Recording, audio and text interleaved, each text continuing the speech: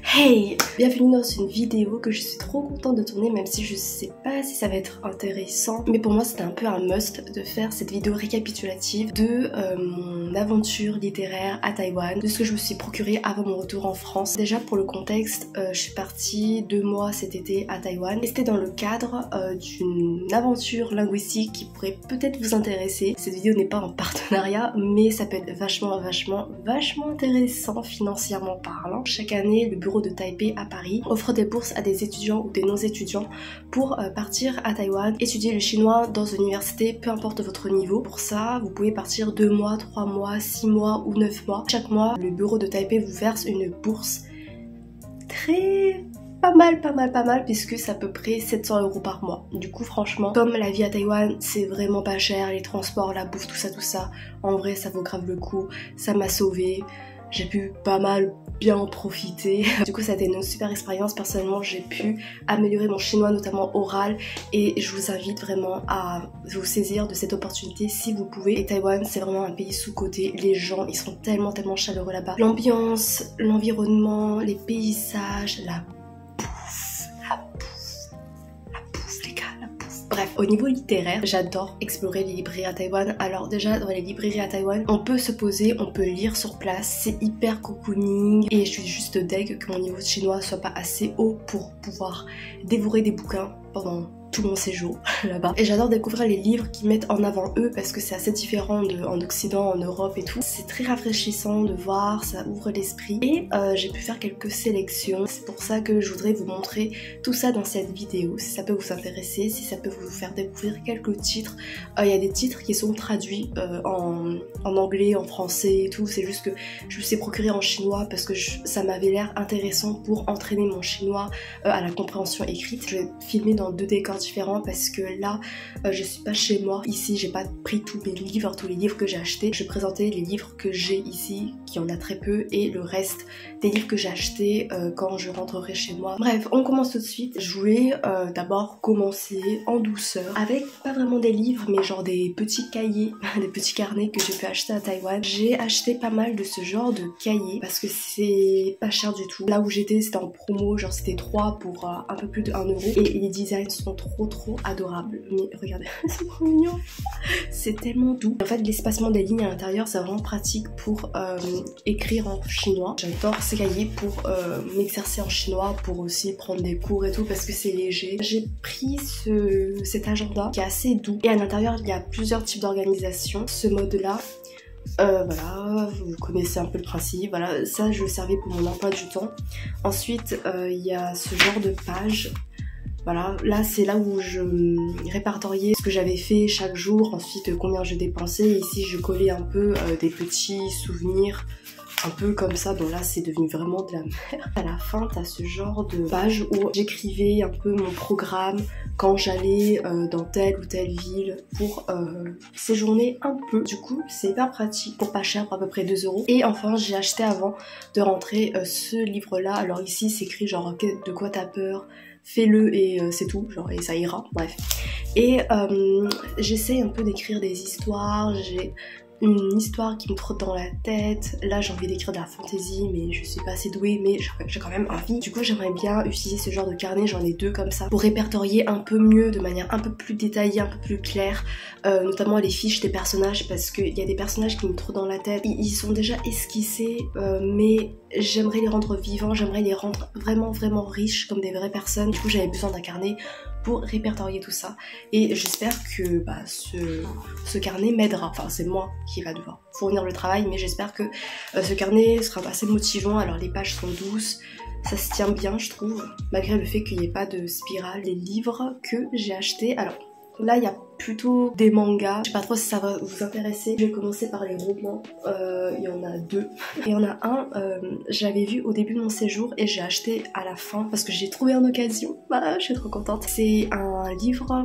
américain, anglophone en tout cas, Bob, de Wendy Mass et Rebecca Steed, illustré par Nicolas Ganon. Ganon. C'est qui Ganon? C'était l'un des premiers livres qui m'avait attiré en librairie. C'est un livre jeunesse fantastique où on suit l'amitié d'une petite fille avec une espèce de créature bizarre, j'imagine que c'est Bob, qui vit chez sa grand-mère et la petite fille, elle va promettre à Bob de l'aider à rentrer chez lui. Comme c'est un livre jeunesse, je me suis dit que le niveau de chinois ça doit être assez accessible. J'ai commencé à lire les premières pages en librairie. Je comprends tout, du coup normalement ça devrait y aller. Surtout que j'aimerais bien me mettre à la fantaisie en chinois, mais ça me fait tellement peur parce que déjà en contemporain j'ai du mal en chinois, ça dépend des livres, mais la plupart du temps j'ai du mal.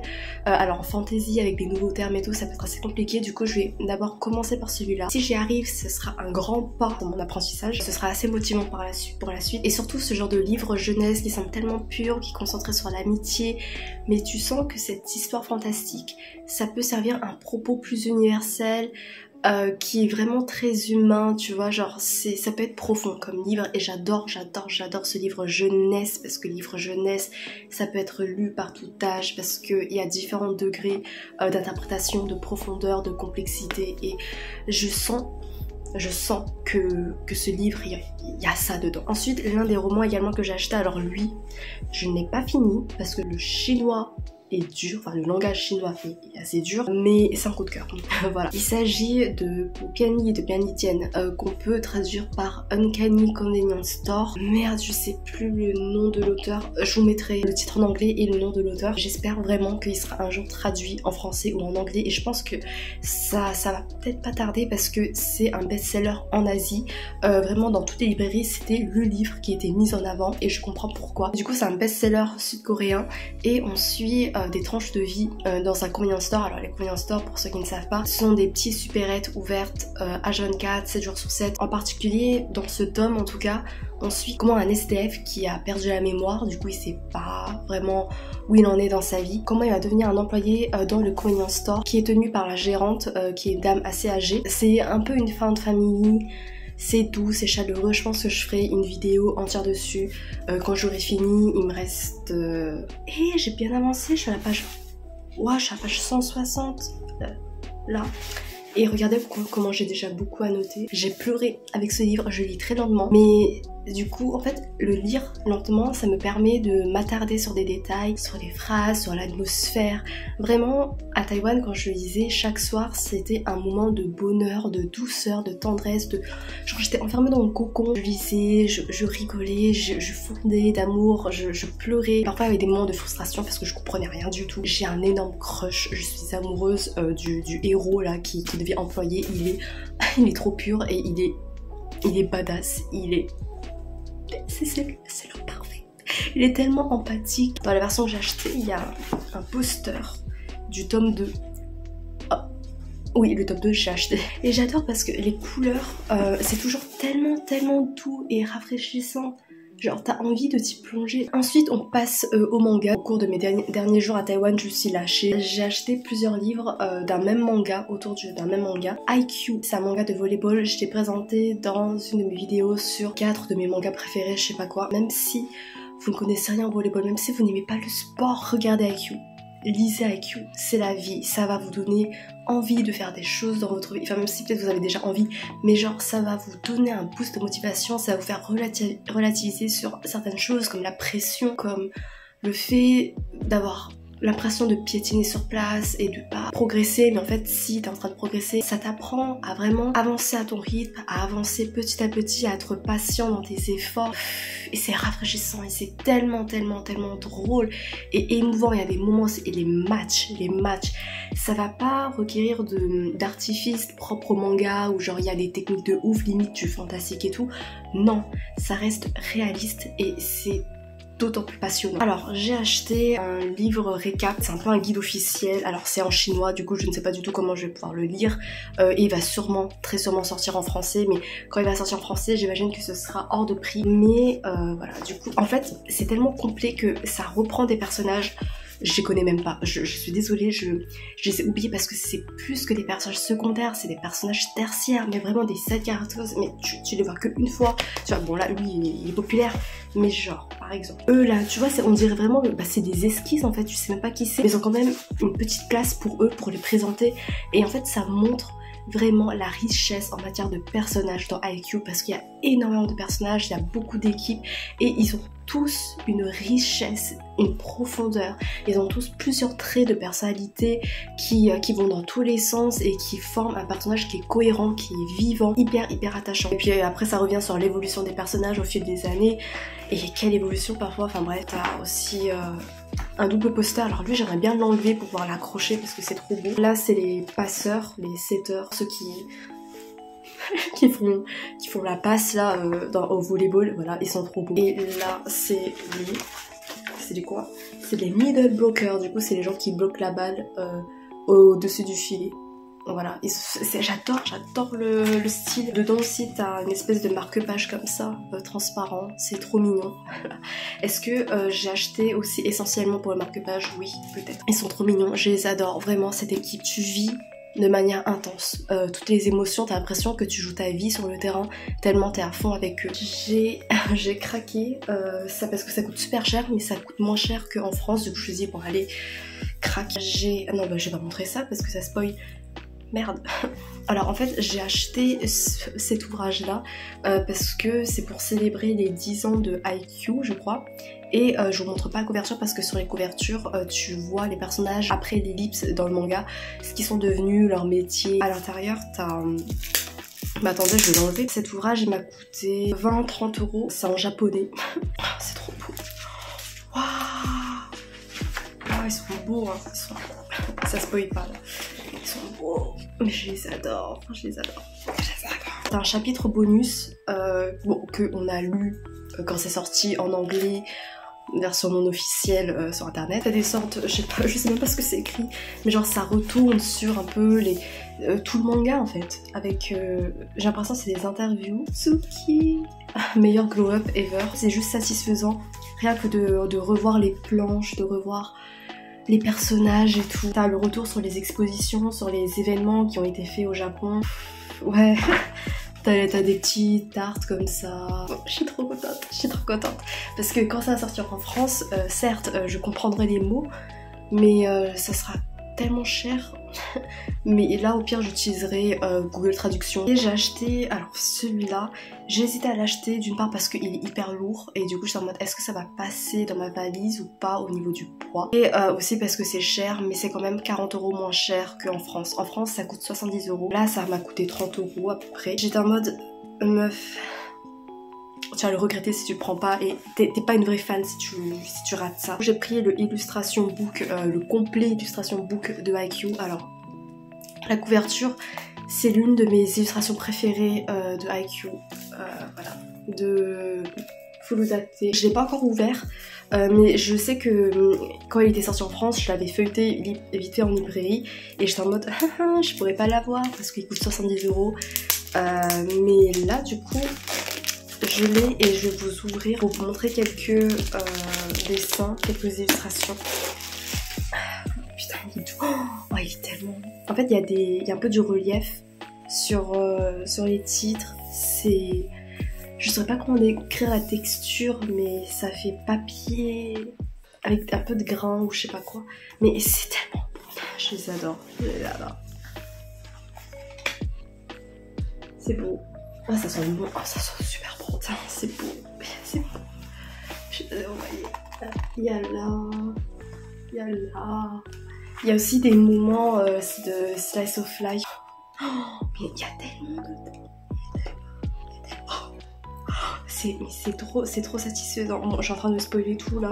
Mais oui, mais genre c'est ces moments où ils sont juste en train de passer du bon moment ensemble en dehors du volleyball, mais ça renforce leur lien en tant qu'équipe, en tant qu'amis. Je les adore. Bref, voilà. On se retrouve pour la deuxième partie pour vous juste maintenant. Hey, de retour chez moi, du coup j'ai retrouvé tous les bouquins que j'ai acheté à Taïwan, que je vais pouvoir vous présenter. Dans un de mes vlogs, je vous avais présenté une série de mangas que j'ai pu trouver en occasion.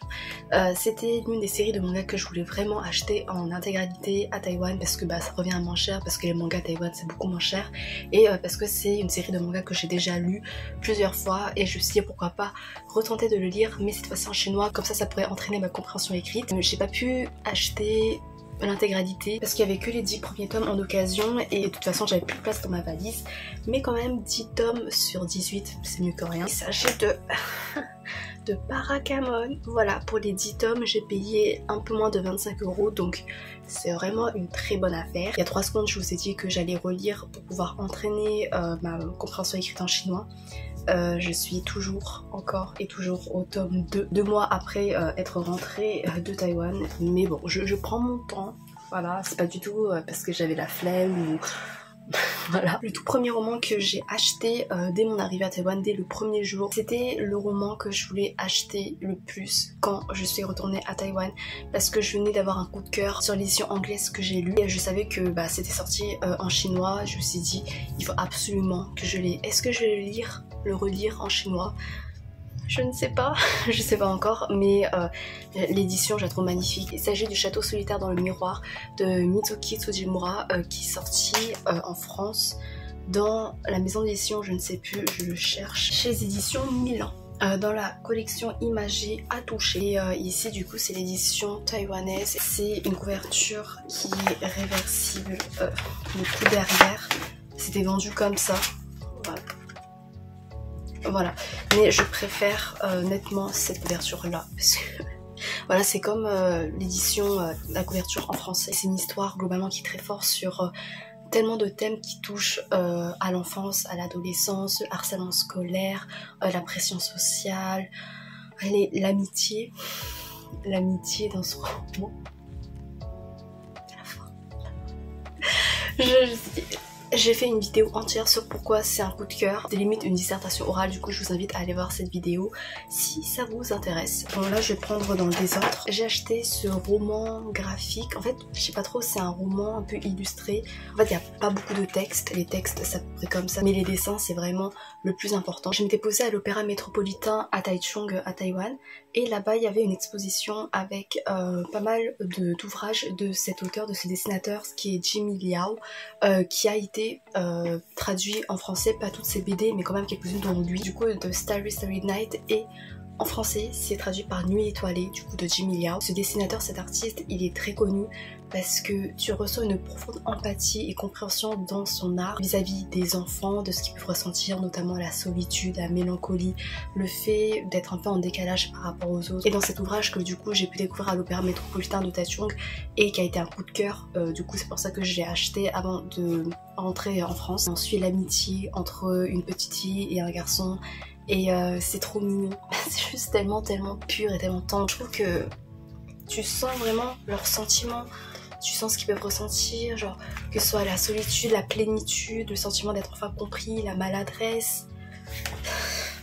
Trop mignon. Voilà, qu'est-ce que je peux vous montrer d'autre? Il y en a un. J'aime trop, genre...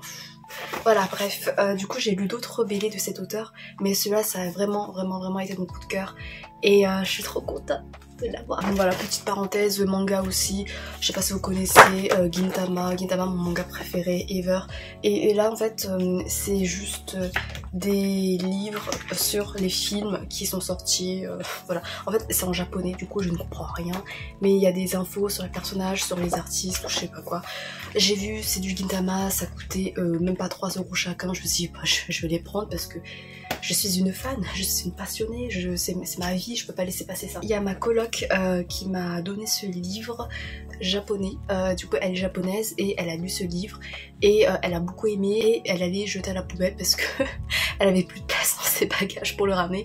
Du coup je me suis dit wait, attends, donne-le-moi, parce que, alors je ne connais pas le titre, je suis désolée, mais l'autrice c'est Shion Miura, et pourquoi je la connais, c'est parce que elle a écrit un roman japonais que je veux lire depuis des années, parce que j'ai eu un coup de cœur énorme sur l'anime qui a été adapté de ce roman-là. Je parle de Run with the Wind. J'ai l'exemplaire en chinois du roman Run with the Wind que je n'ai toujours pas lu parce que j'ai l'impression de ne pas avoir assez le niveau pour pouvoir profiter de ma lecture, mais je pense que là je peux m'y lancer normalement. Du coup je trouvais que c'est une coïncidence que ma coloc elle a pile un autre roman de cette autrice là et du coup je me dis bah refile-le-moi, ça me fera souvenir de toi.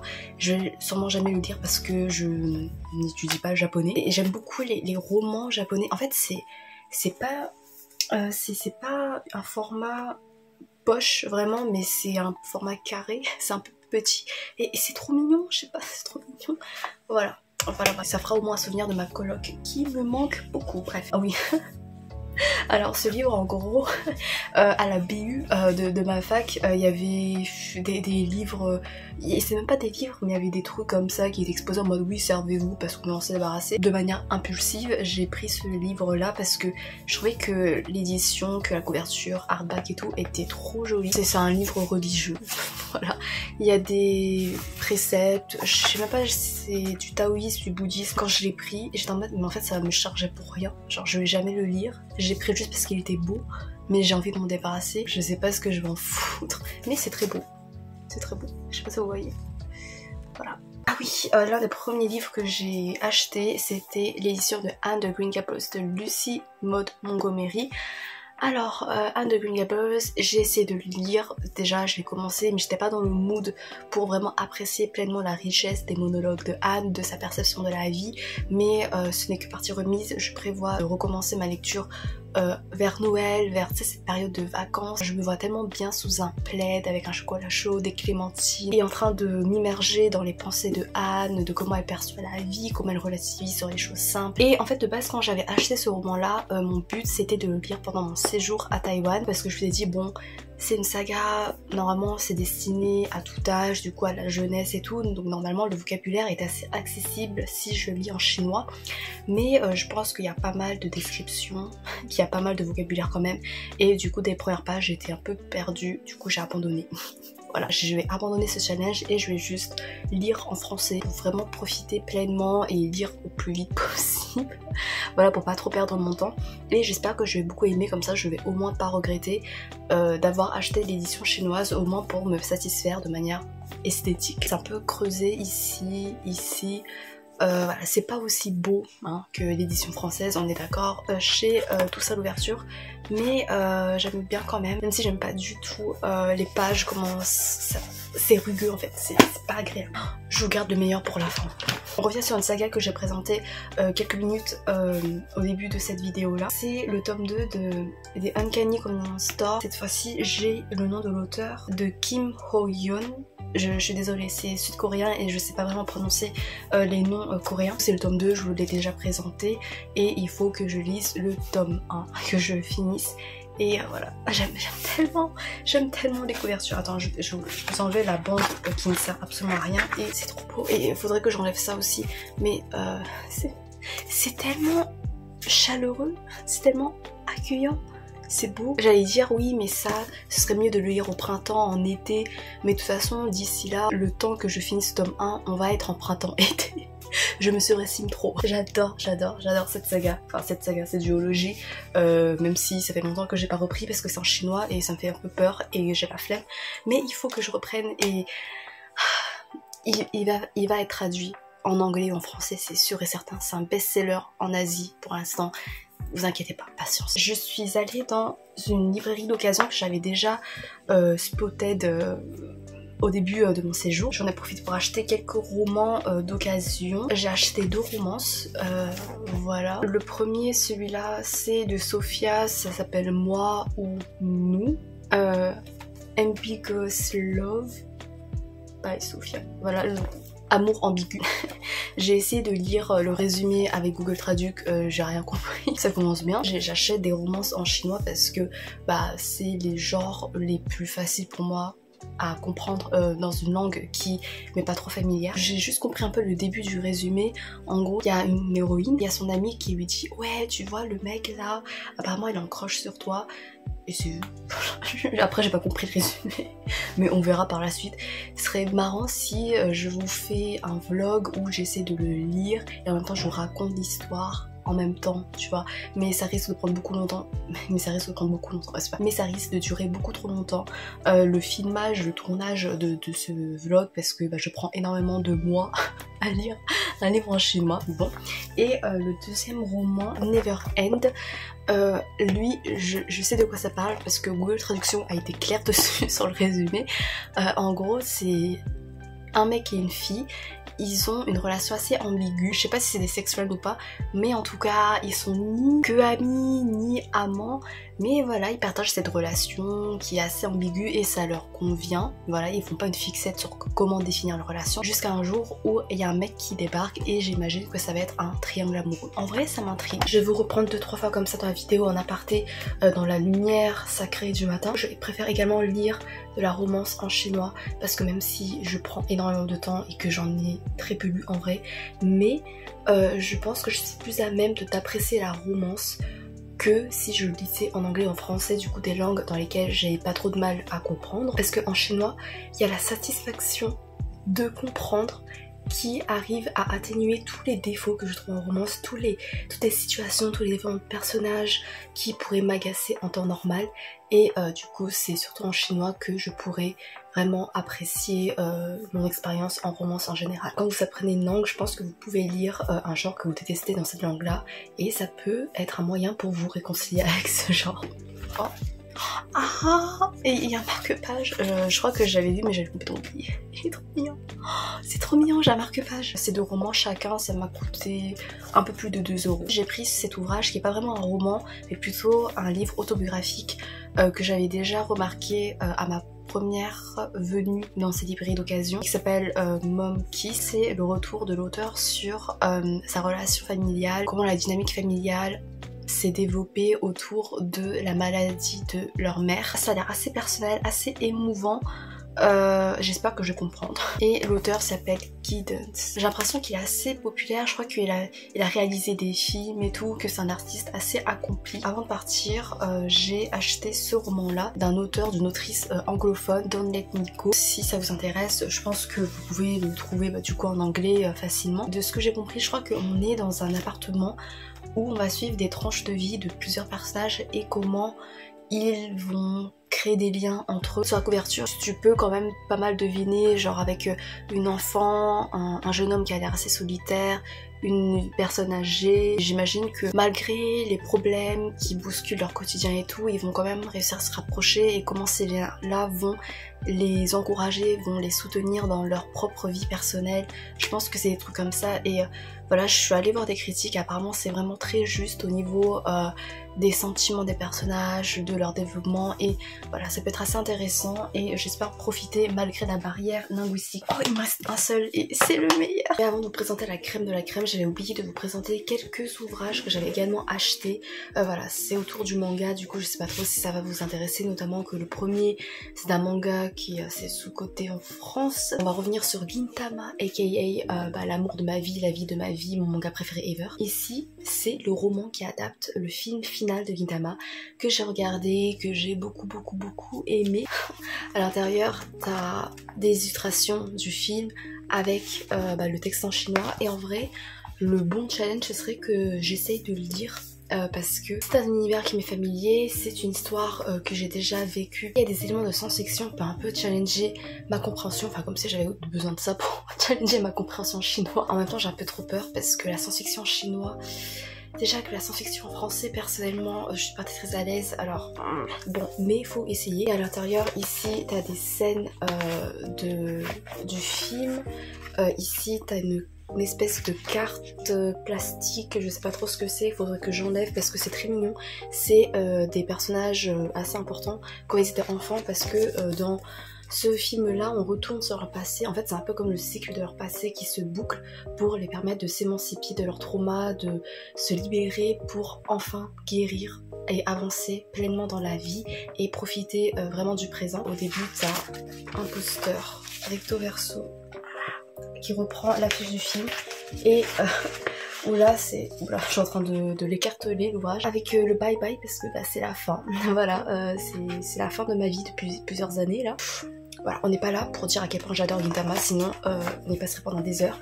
Mais le problème avec ce genre d'ouvrage, c'est que t'as l'impression que tu dois déchirer, détruire complètement l'ouvrage entier pour pouvoir arracher les posters. Ah oui, et il y avait un marque-page recto verso également, du coup je suis trop contente. C'était l'une de mes motivations pour acheter tout le bouquin. De toute façon, les marque-pages, c'est la vie. Et ce qui est vraiment génial avec cette fin, et ce pourquoi je suis vraiment reconnaissante envers Hideaki Sorachi, aka le mangaka, aka le dieu du dieu, c'est le fait que cette fin elle se démarque de pas mal de fins de grands shonen populaires où la fin a dû être rushée par l'éditeur et ça se sent. Genre parfois t'as une grosse ellipse qui n'a aucun sens.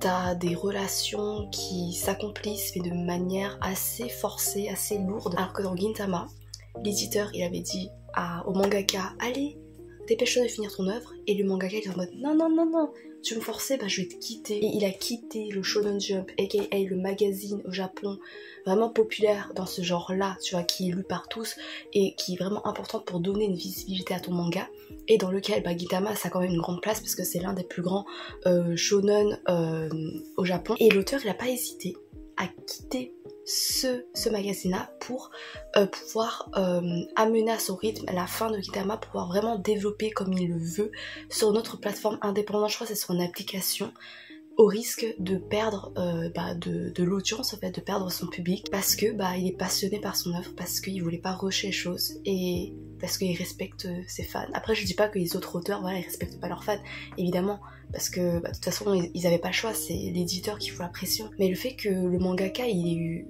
les guts de faire ça, cette fin, ça la rend encore plus belle quoi. Enfin, alors je crois que ça c'était mes derniers achats livresques à Taïwan quand j'étais à Taipei. J'ai gravement hésité, voilà, la drama queen. J'ai vraiment beaucoup hésité à les acheter parce que c'est des produits directement importés du Japon, du coup c'est en japonais donc de toute façon je vais rien comprendre, à part avec traduit que c'est mon ami. Un petit livret de ce que je vais vous présenter, ça coûtait 15 €. Je veux parler des livrets illustrations book des 3 saisons de Fruits Basket, de l'anime 2019 de Fruits Basket de Natsuki Takaya. Là c'est la première saison, la deuxième saison, la troisième saison. Et à l'intérieur, sur une page, t'as le résumé d'un épisode de la saison, ensuite des notes de l'autrice, des images de l'épisode, et ici t'as une illustration exclusive inédite que l'autrice a faite pour l'épisode en question.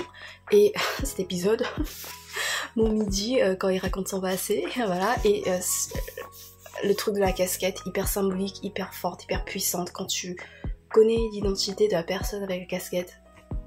Un de mes épisodes préférés, enfin bref. De base, je voulais prendre que celui-là parce que il y a Yuki en couverture, et Yuki c'est mon personnage préféré. J'ai énormément d'admiration et beaucoup d'amour pour lui. J'adore tous les personnages, mais Yuki c'est vraiment celui qui a le plus résonné en moi.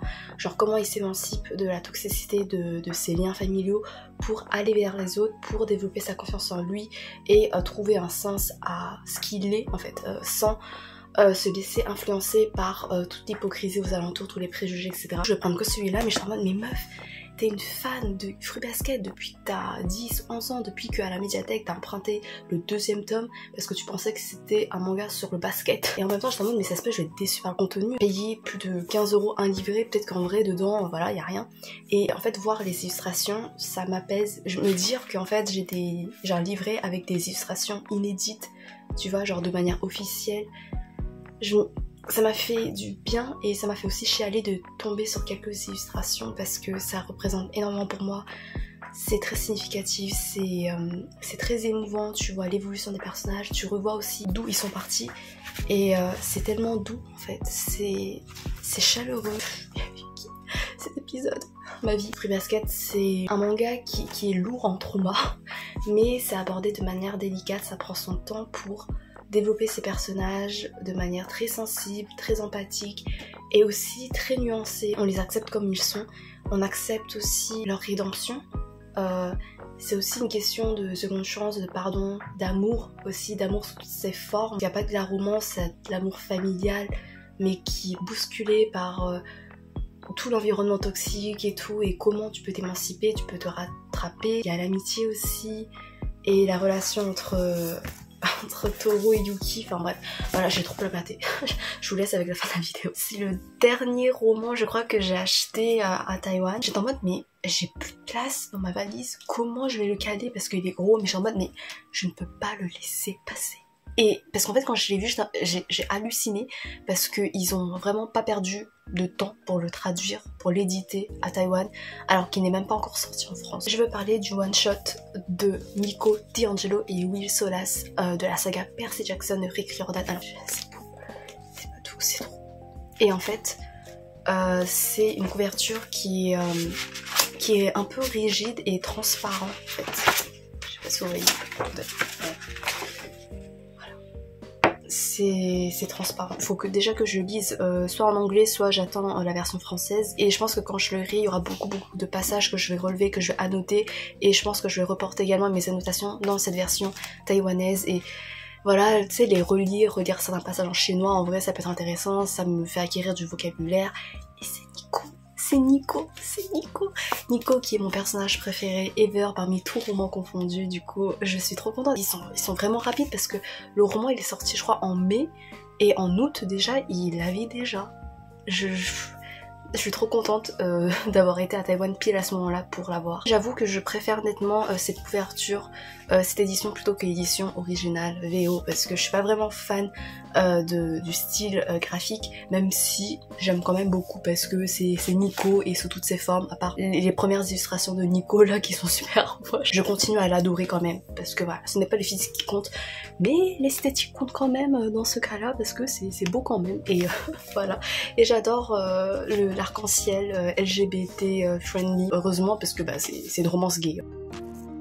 Voilà, j'espère que ça vous a intéressé, que ça vous a plu de voir tous ces livres, ce book haul un peu spécial. D'habitude j'aime pas trop faire des book hauls parce que je trouve pas vraiment d'intérêt à montrer des livres forcément que t'as acheté alors que t'as même pas encore lu. Mais là comme tu vois c'est lié à mon voyage à Taïwan, du coup c'est des souvenirs un peu que j'ai rapportés de mon séjour fantastique, incroyable, génial là-bas. Merci d'avoir regardé jusqu'à la fin et j'espère vous retrouver pour d'autres vidéos. À bientôt peut-être, je sais pas, j'espère. Salut!